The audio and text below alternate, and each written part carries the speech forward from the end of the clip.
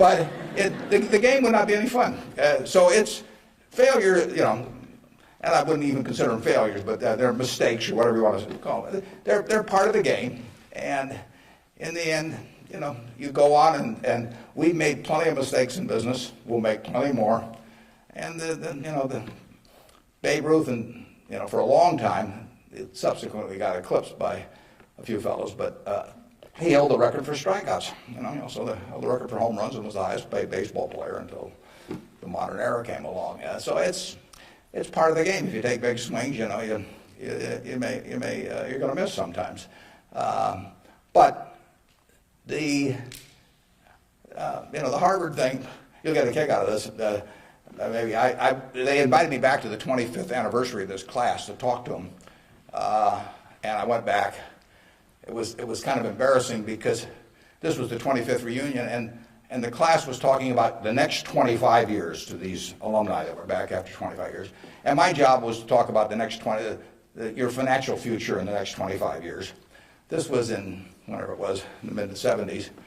And right before me on the program, Masters and Johnson were talking on the next 25 years of their sex lives. So nobody stayed around for my talk.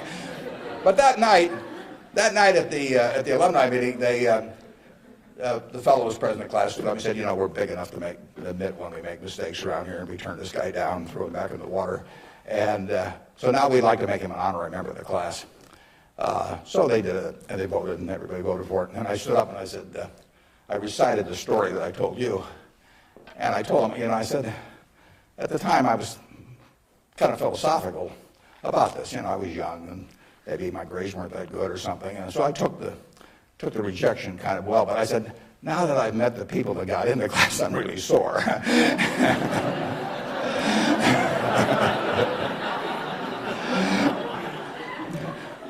Okay, who's next? Yeah.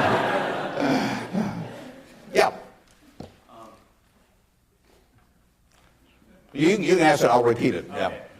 I guess my question to you is, after you're dead, how do you want to be remembered, and how do you go about in your daily life ensuring that you're going to be remembered in that way? Yeah, well, really, I only want the minister to say one thing at my funeral.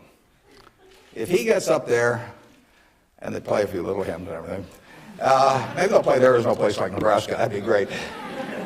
I just want him to stay up there and say, my God, he was old. You know?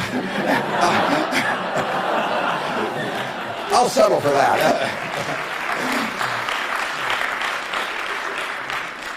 But the truth is that, to some extent, Berkshire is my creation. So I would like people, to the extent that people regard that well, that's what counts. I mean, that's my painting. And I hope that people look at, I've been running now for almost 38 years, just about 38 years exactly, and it means I only got another 30 or 40 to go. And I hope that we have done some things differently than other corporations. We've operated on a different model. And I hope two things about it, actually. I hope, A, that people realize that model works and why it works and so on, because it does conflict with certain management theory over the years. And secondly, the important thing is that it lasts well beyond me. I was down at Walmart 6 months ago and talked to their management group, and I had a great time. What is really astounding, I voted for Walmart as the most admired company in the country last year. That's where my vote went. It was astounding what Sam Walton built, starting in Bentonville, Arkansas with a pickup truck, taking on JCPenney and Kmart and Sears and all of these people with no money, you know, no real estate, no preference with vendors, no credit card lists, anything. He just took them on, and of course he just ran away from them. But the really impressive thing about Walmart is that Sam died about 11 years ago, and there's been no momentum lost. I mean, what he instilled in that company, nobody else could have built it like Sam. But David Glass first and Lee Scott now as the CEO, they have kept that company with its special culture going at full steam ever since. And that's really what I hope, you know, happens with Berkshire, and I've tried to think about ways to make that happen. But the real test will be if 10 or 20 years after I die, that the special culture that I think is part of Berkshire is not only just as strong as ever, but even stronger. We have a situation at Berkshire where in 38 years, we got all kinds of CEOs out there running all kinds of businesses, 3 or 4 of them in Omaha. We have never had one CEO ever leave us, period, to go someplace else. I mean, I don't know that there's any place like that in the country. So it's been and we've never issued a stock option. You read in the papers that you got to have stock options to attract quality people, all that sort of thing. I mean, we've never had a share of them, and in the end, I don't know how many dozens of managers we're talking about, but no one has ever left for another job, and some have been offered way more money. In fact, Ajit Jain, who runs our reinsurance operation, probably could have increased his income 10 times, tenfold. Now he's already making many millions, but tenfold. But he doesn't want to leave, and that is the culture that I hope we can maintain, and that's what I'd really like to be. If I've done anything to contribute to that, continuing after I die, that would be terrific. Of course, I actually plan to keep managing Berkshire after I die. You have to understand that. I have given all the managers Ouija boards. I've got these dark rooms they're going to go into, and I'll be there. Mrs. B at the Nebraska Furniture Park worked till 103 at Berkshire, and she's sort of our examples. And then she took off from work, and she died the next year. So it's very dangerous to quit as early as that. Yeah. Am I supposed to be calling on these people? Okay, good. How do you determine via your personal finances what organizations or foundations you give your money to? On personal finance, how do I handle them? Or? How do you determine where you make your donations? Oh, well, we've got there's a Buffett Foundation. Eventually it will have everything. I mean, basically everything I've made will go back to society. America's done it for me, and that's where it should go. I've got about an 8-page letter that the trustees have already seen. Incidentally, there's very few trustees. I don't believe in large groups of people making decisions. It gets to be, it sort of descends to the lowest common denominator. So there's only, maybe 5 or 6 trustees. Interestingly enough, not just by accident, but I picked the people who I trust in the most in terms of both their intelligence but also their quality to run it after I have people I feel the surest of. A significant majority will be women. It'll be a woman-controlled foundation, and probably the largest foundation in the world at the time, but with a very small number of trustees. I have, in my letter, I tell them that I'm not going to give them any specific instructions as to what to do with the money. I tell them that their judgment above ground will be better than my judgment 6 feet underground. So in the end, I want them to do a couple of things. I want them to attack really big, important causes. I don't want them to give $1 million here and $1 million there and everybody that asks that they know and that sort of thing. So I don't want them doing things with an eyedropper. I want them to take very big swings. And then I want them to measure what they're doing by the importance of what they're doing as contrasted to the natural funding constituency for that. Now, taking the health field, I mean, you got the National Institute of Health spending billions and billions of dollars. You got all kinds of money going into medical research. It'd be crazy, in my view, for the Buffett Foundation to be engaged in medical research. It's not that the subjects isn't important, but there's already a huge funding constituency.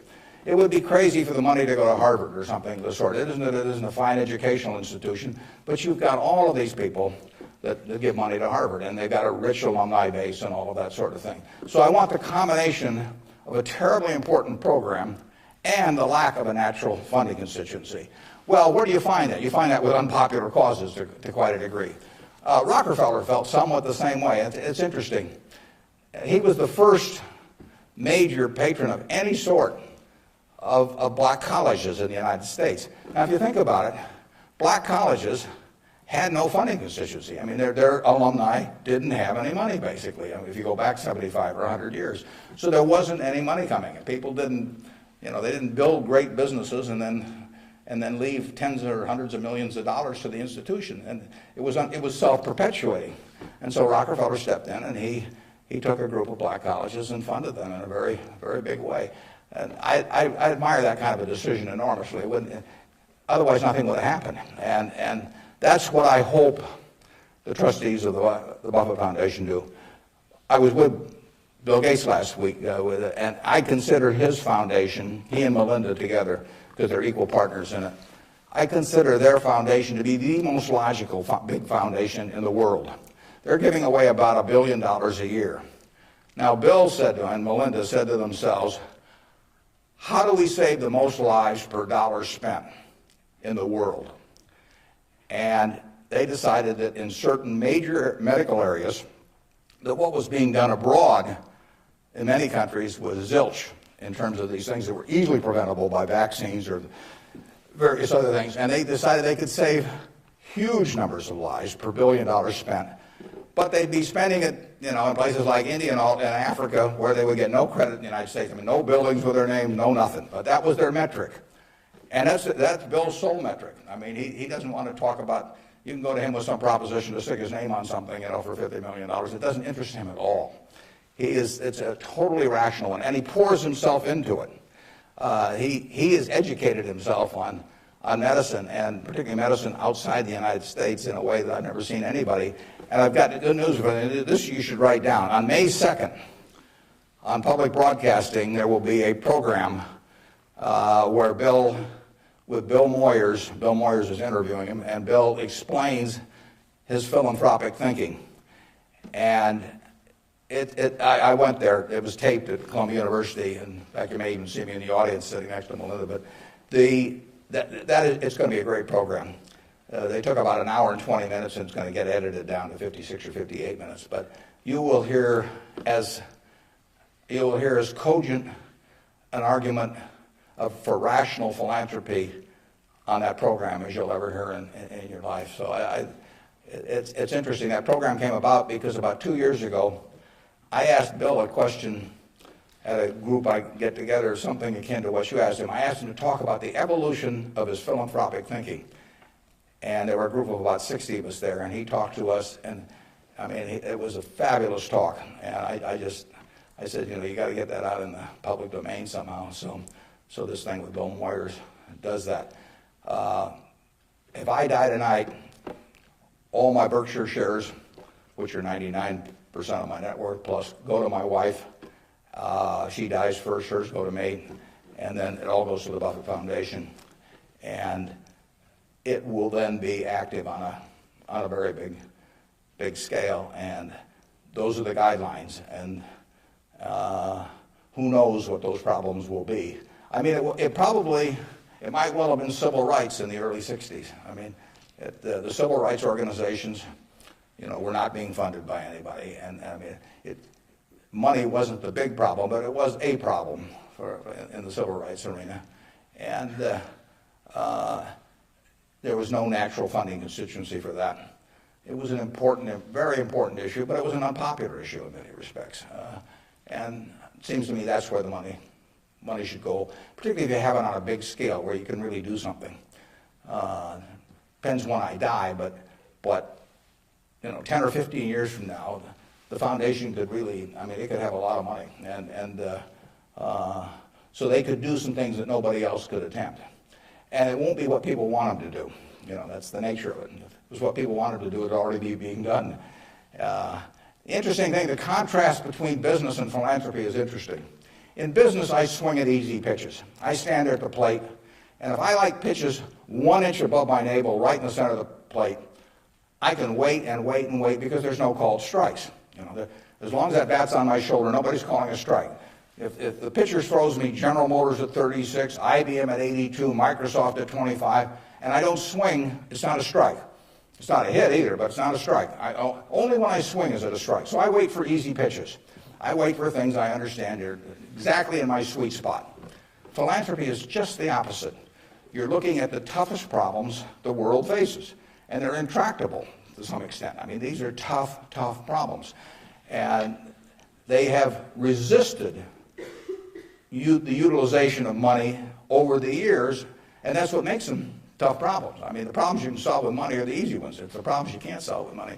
So they are very tough problems. One thing I've gotten involved in just a little bit recently is something that Sam Nunn is heading, the former senator, called the Nuclear Threat Initiative.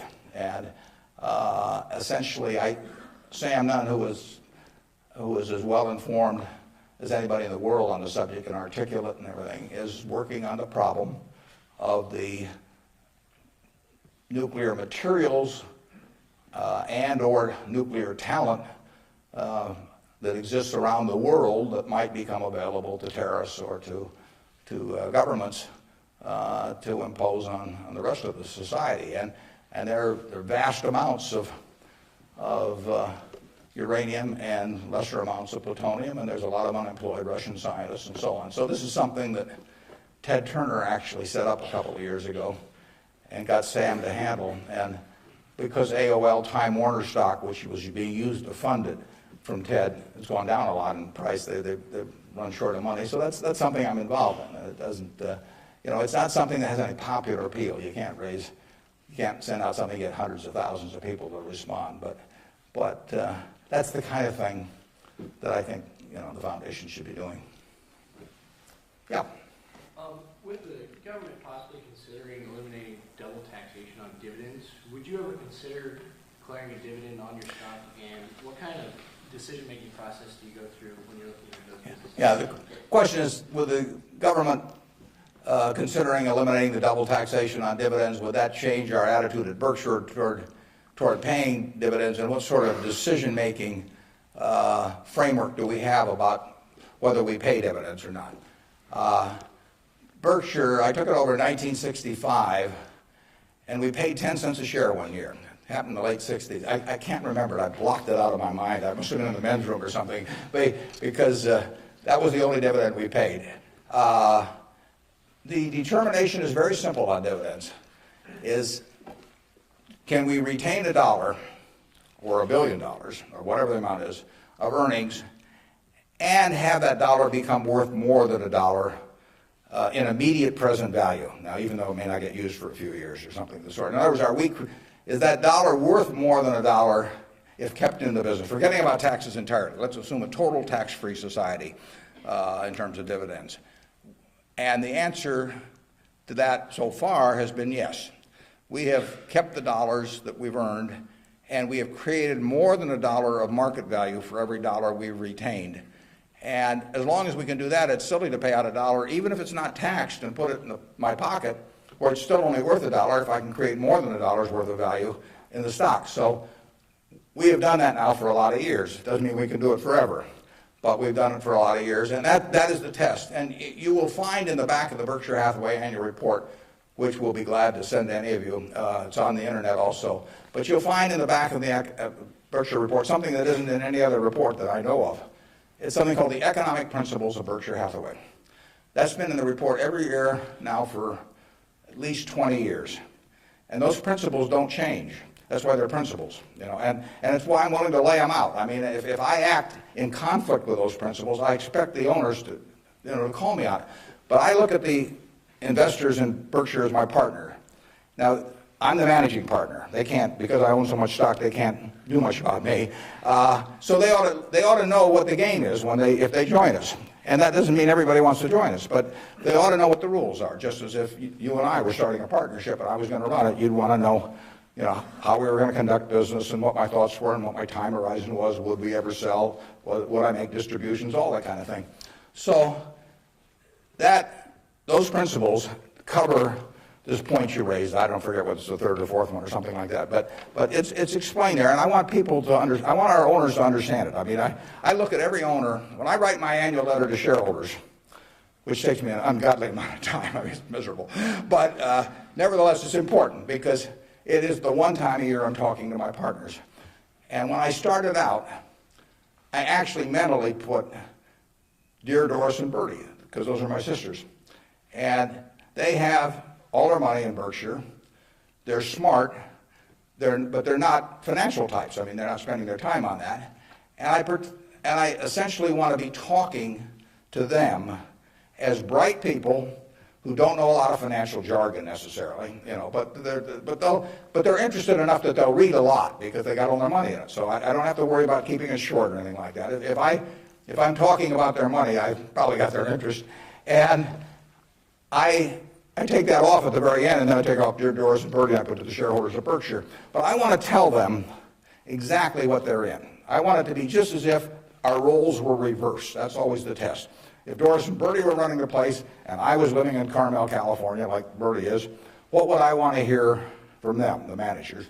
And one of the things I want to hear is just exactly the question that you asked. You know, what is your attitude about distributing money from the company? Because I get to make that decision along with the board of directors, and they don't. And some managements withhold money that really belongs to their owners because they like building a kingdom. Some of them, you know, do it out of fear or anything like that. I think I'm doing it for a rational reason, and I want to explain that reason, but I tell them how to test me on that too, because I think I should be tested. And it's a very important relationship that really has deteriorated over the years, in my view, between management and owners. I mean, you've seen in the last 10 years a slippage, in my view, of the behavior of American CEOs. I mean, obviously, all kinds of exceptions, but it's very interesting because they're not crooks or anything, most of them. There's a few, and they've